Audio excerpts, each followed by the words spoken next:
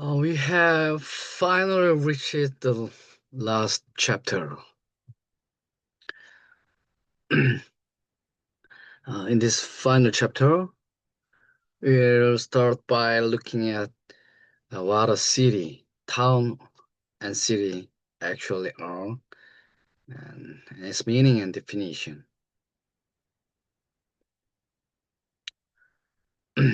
Then we'll examine what makes Western cities distinctive, its originality, and what their characteristic features are.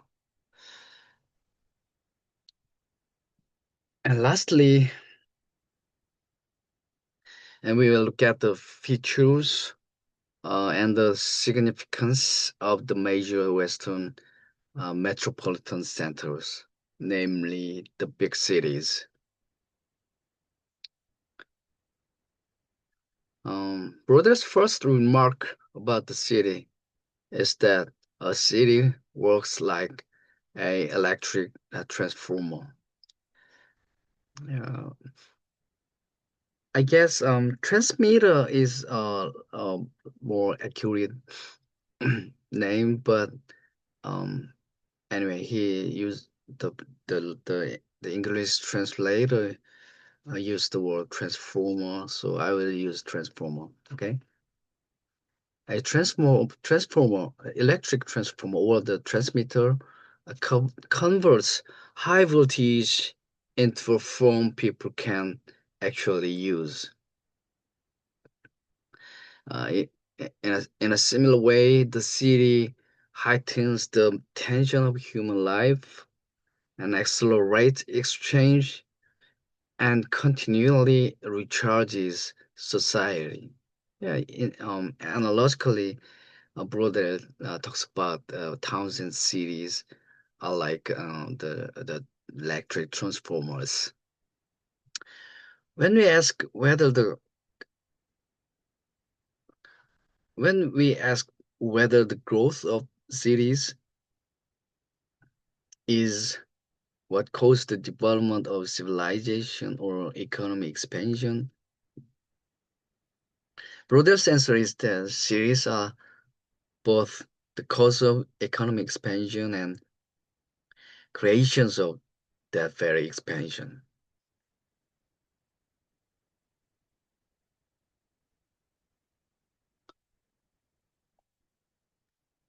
Cities operate with a clear set of regularities.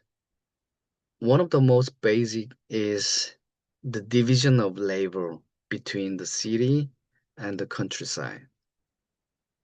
And from that division emerges something essential, that is the market.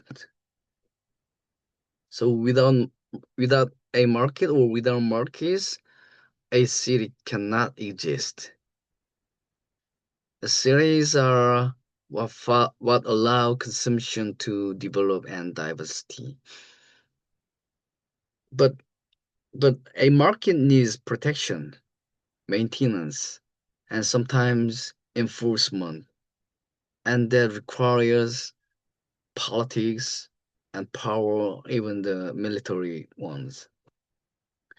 Cities also depend on a constant relationship with the countryside, separate yet connected through the networks that supply and support them.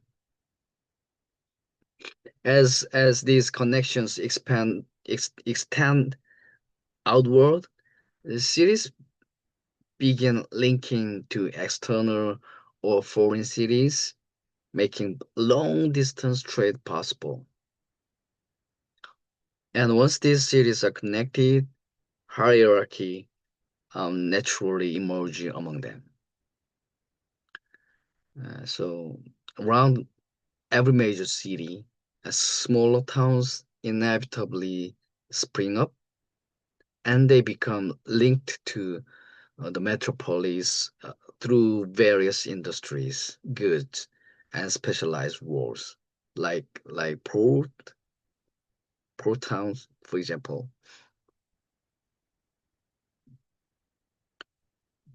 Yeah, we need ports to export goods to foreign countries, and we can import goods from foreign countries. So mega cities needs some kind of that ports functioning like the gates to the big cities to other outside world.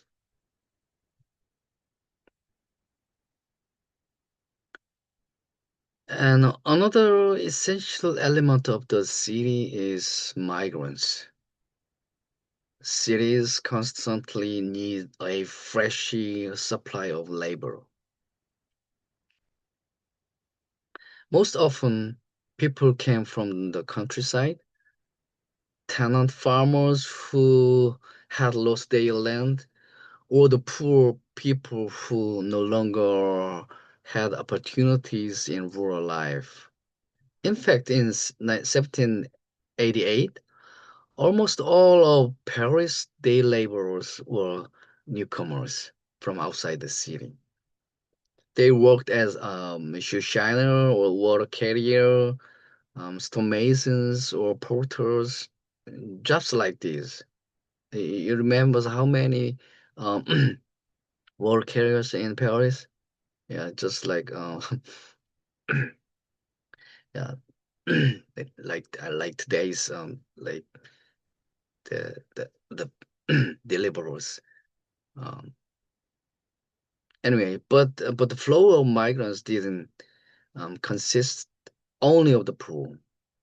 Wealthy merchants, skilled artisans, even mercenaries and engineers also moved into cities.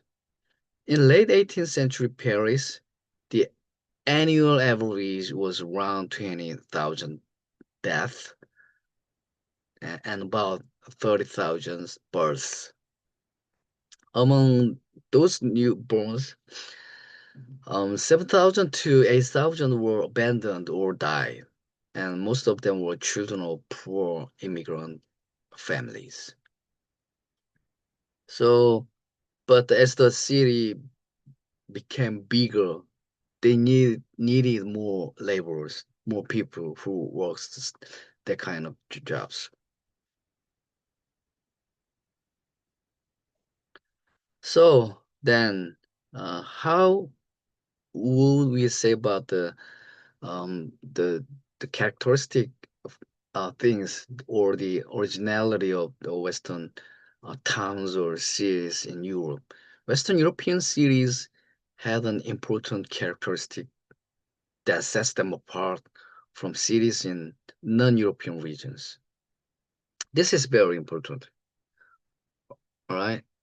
Um, Cities often took precedence over territorial states. Cities came first, then the states, not not vice versa, not the way around. Long before modern nationalism emerged, many cities had gained charters or special autonomy from local lords or kings and enjoyed a kind of special freedom. Cities developed as independent worlds of their own, while territorial states formed much more slowly. Yeah, I repeat again and again, but anyway, just don't forget this point. So, territorial expansion happened only when it suited the interest of the cities. That's why places like Switzerland, the Netherlands, and Germany didn't easily become centralized states. Many cities instead developed into federal systems. And because of this, cities typically had walls and clearly marked boundaries, but both administratively as a like political ones and militarily as And in terms of the politics and military, they had like clear boundaries.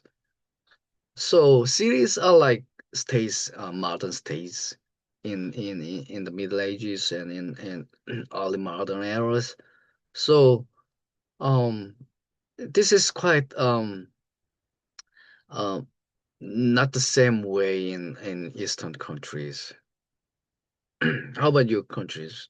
And like so these boundaries signified not only geographical limits but also economic and social divisions.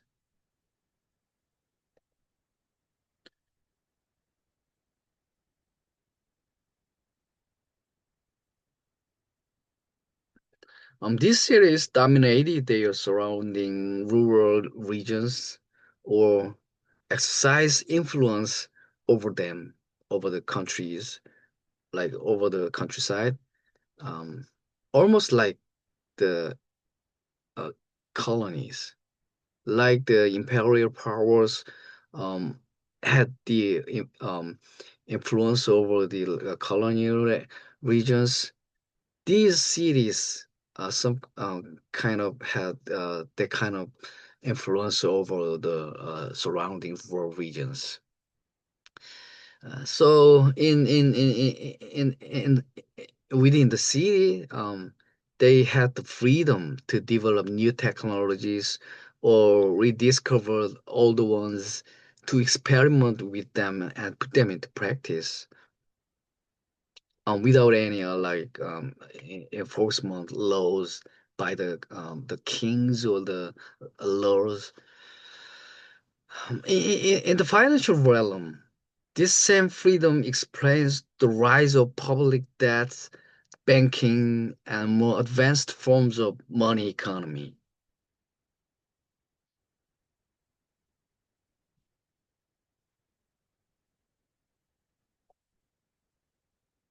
It was these European cities and the freedom that supported them that the bourgeoisie and capitalism took root and grew. Of course, within these cities, there were internal class struggles. The rich guys against the poor people, and like the the entrepreneur against the workers. That's we call them class struggles. But when facing external threats, like the outside the cities and attacking the city from outside, they acted together to defend their cities. In that sense, the first homeland of Western Europe wasn't the nation or the state or like a territorial kingdom, but the city, the urban world that had continued since the Middle Ages. So is I think it is a crucial point on in the studies of the Middle Ages and the early modern and modern era cities and their freedom were like a fundamental aspect of the development of European history, and especially concerning about the development of economy and capitalism, the freedom the European cities had in this era was very crucial. Now the third point is about the big cities. Before the 16th century, the West really didn't have any major cities like today's modern uh, mega cities like London, Paris, um, whatever. Um, largely large imperial cities were mostly at Eastern Phenomena, like in China. But after the 16th century, big cities began to appear in Western Europe, and the rise of nation states and the growth of nationalist sentiment played a major role in their formation. As huge populations moved and concentrated in specific places, a strong political centralization followed, and the size of a city reflected the degree of that centralization. At the time, Istanbul or the Constantinople in the Roman era, Istanbul had a population about of 700,000, backed backed up by the Ottoman Empire. And Beijing had around 3 million, supported by a unified Chinese state.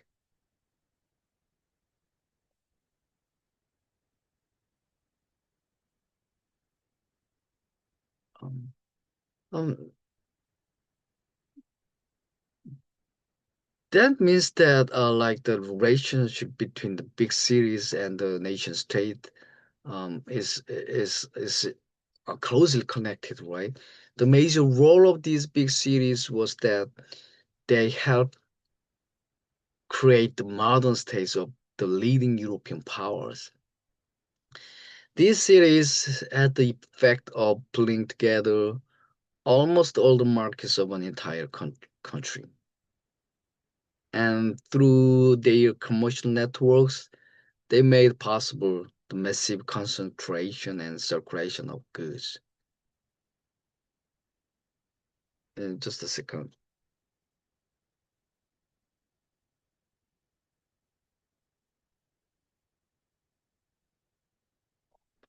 Sorry. Sorry.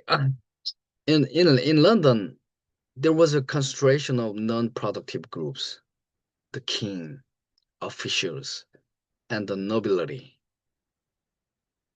In Paris, it was a luxury goods that became heavily concentrated.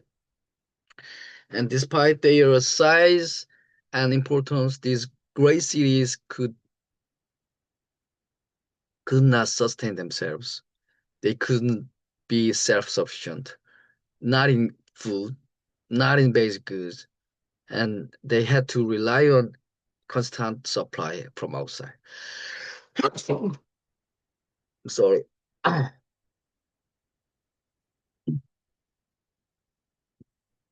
Excuse me.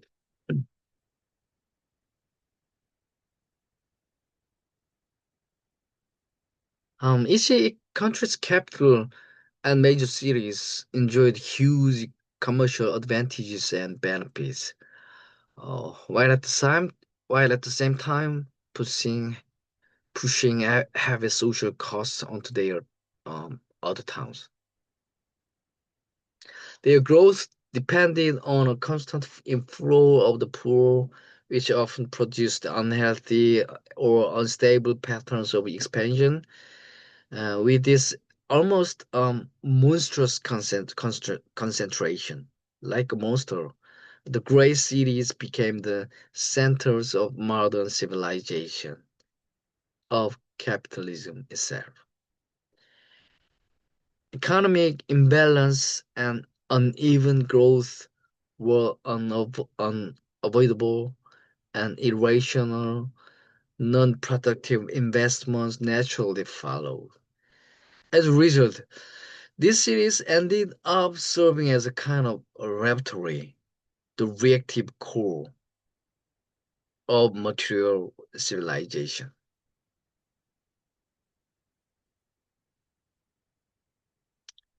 Um, a famous philosopher, uh, like social contract or like yeah, in the field of philosophy, Jean Jacques Rousseau, one of the great philosophers of his era, argued that big cities drain a nation's strength and weakens it. And he claimed that the wealth produced by great cities is really just an illusion. However, Brodeur says this isn't like overstatement or exaggeration. Yes, a big city can look like a monster, but at the same time, it carries enormous potential in positive ways. Europe's Europe's major cities function as measuring rods of social, economic, cultural, and political order. And Brodeur offers an important counterexample. During the Industrial Revolution, the great cities were essentially spectators. Yeah, not a great leading roles, but it's like they did their role partly, uh, not not influential roles, but smaller ones. The it wasn't um London that opened a new age like the Industrial Revolution, but the many so-called proletarian small cities like Manchester, Birmingham, or Glasgow. These are not big cities, but are like middle size or small size cities, or they did good roles in the progress of the Industrial Revolution. In France as well, it wasn't Paris that played a decisive role, but the high power of Alsace and the iron mines of Lorraine. These two cities were did more important roles in at least in the development of the industrialization or the industrial revolution. So now we have reached the conclusion of the book. In his conclusion, Brodel explains the purpose of the work. The first goal was to attempt a broad overall survey of material life in Western Europe from the 15th to the 18th century, to trace the changes that took place and to understand the boundaries of Western civilization. And the second role was to look at the underlying structures, so-called the long-term continuities beneath mature life. It was to ask whether human thought, intellect, and spirit became concretized in everyday object tools and more broadly in culture, and to search within inequality, injustice, and a contradiction for the underlying rules that shape them. You guys remember this diagram, right? Um, Now to finish, we return to the framework that appeared in the book's introduction. We have been looking at the many dimensions of material life at the very bottom layer. And now it's time to examine the structures within the layer, the socio-economic systems, and to ask how the key forces of the market economy and eventually capitalism have transformed and shaped our everyday lives. We will continue exploring these questions next semester and in the follow-up volumes of Brodess book. As you see, yeah, I can give you a definite answer yet about the course and the content for the next semester. But if I am able to choose, I would like us to work through the remaining two volumes over the course of a semester. All right, okay, um, that's it. And now let me give you a few hints for the final exam. Don't try to cover every element or every chapter we looked at in Broadest book. Instead, focus on the chapters that genuinely interested you and make sure you understand and can record their main ideas. That alone will be very helpful. And of course, if you are aiming for an A plus or A, you will need to go further and be able to argue what you think the weaknesses or problems in Broadest analysis are and support your case with reasons. All right, we'll end our class here. I see you at the exam on the Friday. Thank you so much. Bye bye.